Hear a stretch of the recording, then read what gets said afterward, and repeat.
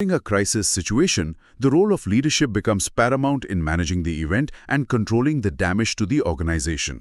What is the critical role of ethical leaders in a crisis and who holds the primary responsibility for communicating with stakeholders? तो crisis situation में leadership की role बहुत important हो जाती है, event को manage करने और ऑर्गेनाइजेशन को डैमेज से बचाने में। एथिकल लीडर्स का क्रिटिकल रोल क्या होता है क्राइसिस में, और स्टेक होल्डर से कम्युनिकेट करने की प्राइम रिस्पॉन्सिबिलिटी किसकी होती है? This is the answer. Ethical leaders are the first to recognize a crisis and caution others. The CEO has the prime responsibility of communicating with various stakeholders during the crisis. तो ethical leaders जो होते हैं वो सबसे पहले crisis को पहचानते हैं और दूसरों को अलर्ट करते हैं। क्राइसिस के दौरान स्टेक होल्डर से कम्युनिकेट करने की जो प्राइम रिस्पॉन्सिबिलिटी है वो सीईओ की होती है। अच्छा, हाँ, मतलब ये है कि मुश्किल समय में सही लीडरशिप ना सिर्फ प्रॉब्लम को जल्दी समझती है बल्कि ट्रांसपेरेंसी बनाए रखने में भी मदद करती है, जो ट्रस्ट के लिए बहुत जरूरी है। बिल्कुल, ट्रस्ट तो क्रूशियल है। Okay, now we can discuss next question. The safety and stability of modern banking operations have evolved with less direct intervention from governments and regulators. What factor has become largely responsible for ensuring the safety of banking operations in the current financial landscape? तो modern banking operations की safety और stability अब evolve हो चुकी है, जहां governments और regulators का डायरेक्ट इंटरवेंशन कम हो गया है। आजकल के फाइनेंशियल लैंडस्केप में बैंकिंग एक्टिविटी की सेफ्टी के लिए कौन सा फैक्टर ज्यादा रिस्पॉन्सिबल बन गया है? Let us see the answer. The safety of banking activity is largely dependent on the attitude and confidence of market players due to ongoing financial innovations and reduced direct government intervention. देखिए, banking activity की safety जो है वो अब ज्यादातर market players के attitude और उनके कॉन्फिडेंस पर डिपेंड करती है। ऐसा इसलिए है क्योंकि फाइनेंशियल इनोवेशंस बढ़ रही हैं और गवर्नमेंट का डायरेक्ट इंटरवेंशन वो कम हो गया है। अच्छा, तो मतलब मार्केट का भरोसा अब ज्यादा जरूरी हो गया है। एग्जैक्टली। इसका मतलब यही है कि बाजार की धारणा और विश्वास अब पहले से कहीं ज्यादा बैंकिंग स्टेबिलिटी को अफेक्ट करते हैं। कॉन्फिडेंस गया तो स्टेबिलिटी भी हिल सकती है। समझ गया। Let us go to next question. How do you define a moral dilemma? Moral dilemma को कैसे डिफाइन किया जाता है? This is the answer.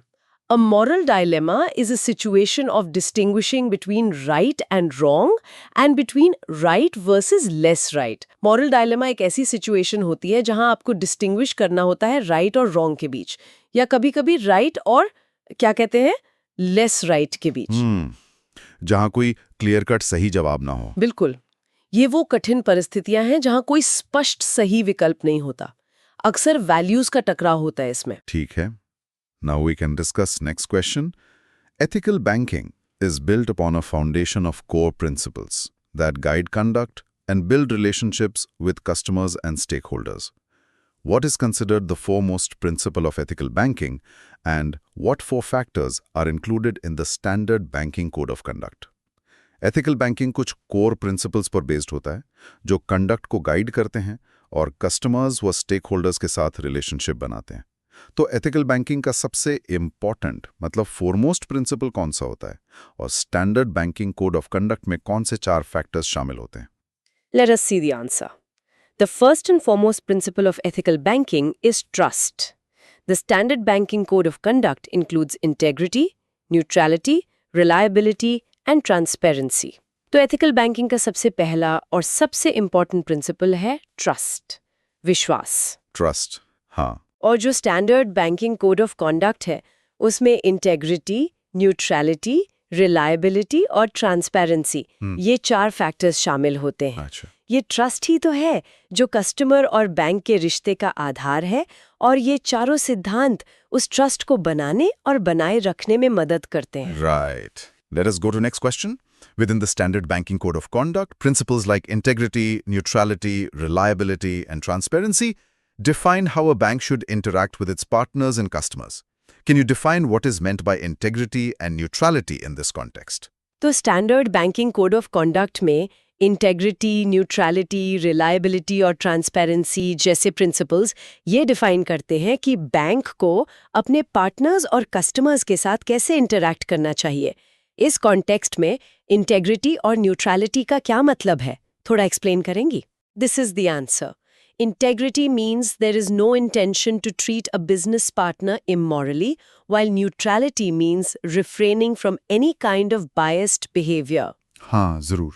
Integrity का मतलब है कि बिजनेस पार्टनर के साथ इमोरली ट्रीट करने का कोई इंटेंशन ना हो, मतलब बेईमानी का इरादा ना हो। ठीक है। और न्यूट्रलिटी का मतलब है किसी भी तरह के बायस्ड बिहेवियर से बचना, फेवरेटिज्म नहीं करना। फेयरनेस एक तरह से। Exactly, fairness.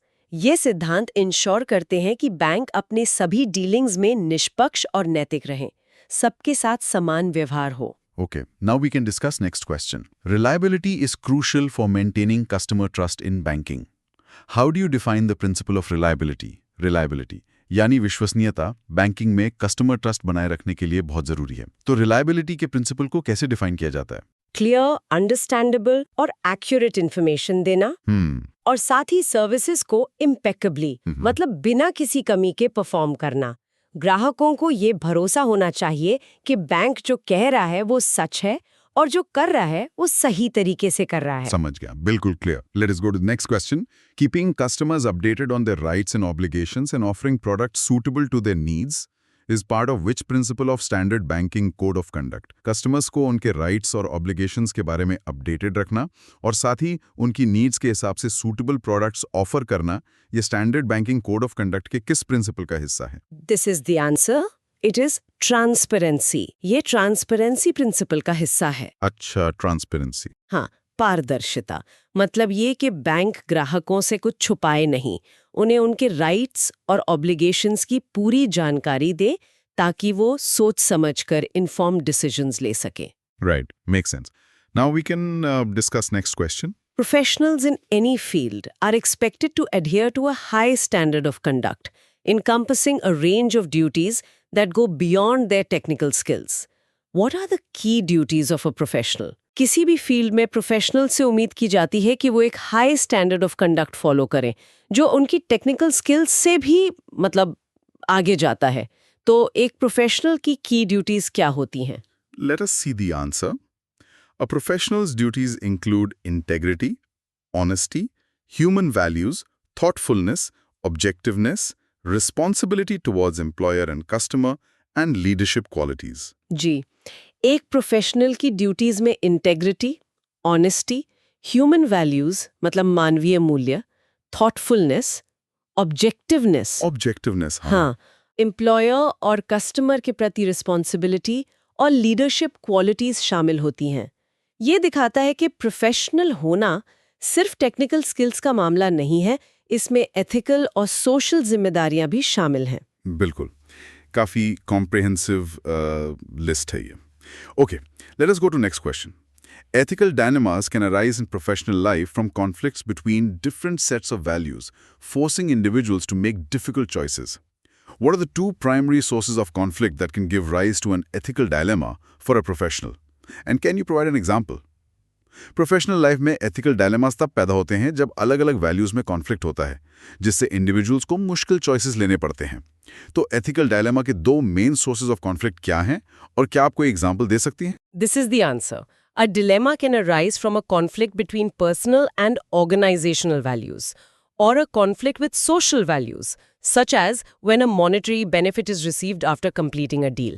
Dilemma तब arise हो सकता है जब personal और organizational values में conflict हो। अच्छा। या फिर conflict हो social values के साथ। जैसे एक example हो सकता है कि कोई deal complete करने के बाद आपको कोई monetary benefit मिल रहा हो जो शायद rules के खिलाफ हो या आपके personal ethics के खिलाफ।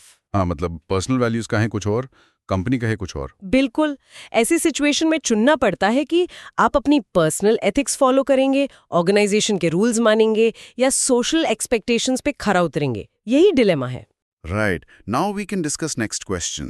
The Enron scandal serves as a cautionary tale about the dangers of unethical corporate practices and the immense pressure for performance. What are the key lessons that can be learned from the Enron case? Enron scandal तो एक बहुत बड़ा case था। ये एक तरह की warning है कि अनएथिकल कॉर्पोरेट प्रैक्टिसेस और परफॉर्मेंस का हद से ज्यादा प्रेशर कितना डेंजरस हो सकता है। तो एनरॉन केस से क्या की लेसन सीखे जा सकते हैं? Let us see the answer. The Enron case teaches that unethical accounting should not be used to misrepresent performance. excessive performance pressure leads to wrongful practices and proper audits can prevent a crisis. हाँ, Enron case हमें सिखाता है कि performance को miss represent करने के लिए unethical accounting का इस्तेमाल नहीं करना चाहिए। बिल्कुल नहीं। दूसरा है एक्सेसिव परफॉर्मेंस प्रेशर अक्सर गलत प्रैक्टिसेस की ओर ले जाता है। हाँ। और तीसरा, प्रॉपर ऑडिट से संकट को रोका जा सकता है या कम से कम जल्द भी पकड़ा जा सकता है। ये केस दिखाता है कि कैसे गवर्नेंस की कमी और परफॉर्मेंस दिखाने का जरूरत से ज्यादा दबाव वो पूरे ऑर्गेनाइजेशन को तबाह कर सकता है। सही कहा, गवर्नेंस और ऑडिट्स की इंपॉर्टेंस साफ दिखती है। Okay, let us go to next question. The downfall of Satyam Computer Services was a complex event involving conspiracy and financial manipulation at the highest levels of management. What exactly went wrong at the company, and how did the top management manipulate the company's financial records to inflate its stock price?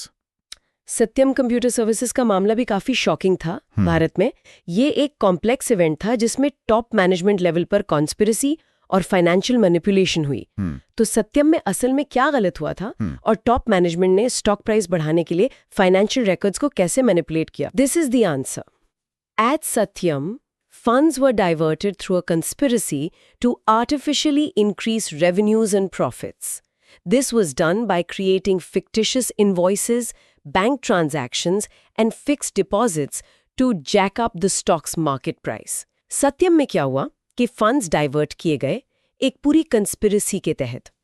ऐसा किया गया ताकि revenues और profits को artificially बढ़ाया जा सके। अच्छा। इसके लिए उन्होंने फिक्टिशियस इनवॉइसेस बनाए, फेक बैंक ट्रांजैक्शंस दिखाए और यहां तक कि फेक फिक्स डिपॉजिट्स भी बनाए गए, सिर्फ इसलिए ताकि स्टॉक का मार्केट प्राइस ऊपर चला जाए। बाप रे, मतलब पूरी तरह से गढ़ी हुई कहानी। हाँ बिल्कुल, ये दिखाता है कि कैसे टॉप मैनेजमेंट ने जानबूझकर इन्वेस्टर्स और मार्केट को धोखा देने के लिए अकाउंट्स में बड़े पैमाने पर हेरफेर की। Very disturbing. Okay, now we can discuss next question. The Satyam scandal exposed significant failures in corporate governance, raising questions about the roles of independent directors and external auditors. What was the role of the independent directors and the auditors in this massive fraud? Satyam scandal ने corporate governance की बड़ी खामियों को उजागर किया। Independent directors और external auditors की भूमिका पर भी गंभीर सवाल उठे। इस मैसिव फ्रॉड में इनका क्या रोल था? ये लोग क्या कर रहे थे? Let us see the answer. The independent directors failed to discover the fraud and ignored the large cash component in the books. The auditors also ignored financial irregularities, failing to detect false invoices and fake bank balances despite auditing the books for 9 years. देखिए, independent directors जो थे वो fraud को discover करने में fail हो गए। उन्होंने बुक्स में जो लार्ज कैश कंपोनेंट दिख रहा था उसे एक तरह से इग्नोर कर दिया। Ignored. ओके। और ऑडिटर्स ने भी फाइनेंशियल इरेगुलरिटीज को इग्नोर किया। वो फॉल्स इनवॉइसेस और फेक बैंक बैलेंसेस को डिटेक्ट नहीं कर पाए, जबकि वो 9 साल से बुक्स ऑडिट कर रहे थे। 9 साल, ये तो बहुत बड़ी लापरवाही है। हाँ, ये दिखाता है कि जो ओवरसाइट मैकेनिज्म्स थे, इंडिपेंडेंट डायरेक्टर्स और ऑडिटर्स जिनकी जिम्मेदारी थी कंपनी की फाइनेंशियल हेल्थ पर नजर रखना, वो बुरी तरह फेल हुए। Serious lapse. Okay, let us go to next question. The Satyam case provides critical lessons for corporate governance and ethical conduct, highlighting how failures at the top can lead to widespread consequences. What are the key learnings from this case regarding the actions of top management and the role of employees in unethical acts? Satyam case से corporate governance और ethical conduct के बारे में, जैसा आपने कहा, बहुत important lessons मिलते हैं। ये दिखाता है कि कैसे टॉप लेवल के फेलियर्स के कितने वाइड स्प्रेड कॉन्सिक्वेंसेज हो सकते हैं। तो इस केस से टॉप मैनेजमेंट के एक्शंस और एम्प्लॉयज के रोल को लेकर अनएथिकल एक्ट्स में क्या की लर्निंग्स मिलती हैं? This is the answer. The case shows that major unethical acts are often initiated or supported by top management, making directors' oversight crucial. It also reveals that employees may yield to being a part of such acts, making internal controls ineffective. देखिए, ये case दिखाता है कि जो बड़े unethical acts होते हैं वो अक्सर टॉप मैनेजमेंट द्वारा ही इनिशिएट किए जाते हैं या सपोर्ट किए जाते हैं। हाँ, वहीं से शुरू होता है ज्यादातर। बिल्कुल, इसीलिए डायरेक्टर्स की ओवरसाइट, उनकी निगरानी बहुत क्रूशल हो जाती है। और ये केस ये भी रिवील करता है कि एम्प्लॉयज भी दबाव में आकर या किसी और वजह से ऐसे एक्ट्स का हिस्सा बन सकते हैं। और जब ऐसा होता है तो इंटरनल कंट्रोल्स इनइफेक्टिव हो जाते हैं, मतलब वो सिस्टम काम नहीं करते जो गलतियों को रोकने के लिए बनाए गए थे। ये लीडरशिप की नैतिकता और एक मजबूत निगरानी प्रणाली के महत्व को रेखांकित करता है। सही कहा। और ये इंटरनल कंट्रोल्स की लिमिटेशंस भी दिखाता है अगर लोग ही साथ ना दें। एग्जैक्टली। तो हमने आज नैतिकता, बैंकिंग और कॉर्पोरेट प्रशासन से जुड़े कई महत्वपूर्ण पहलुओं पर चर्चा की।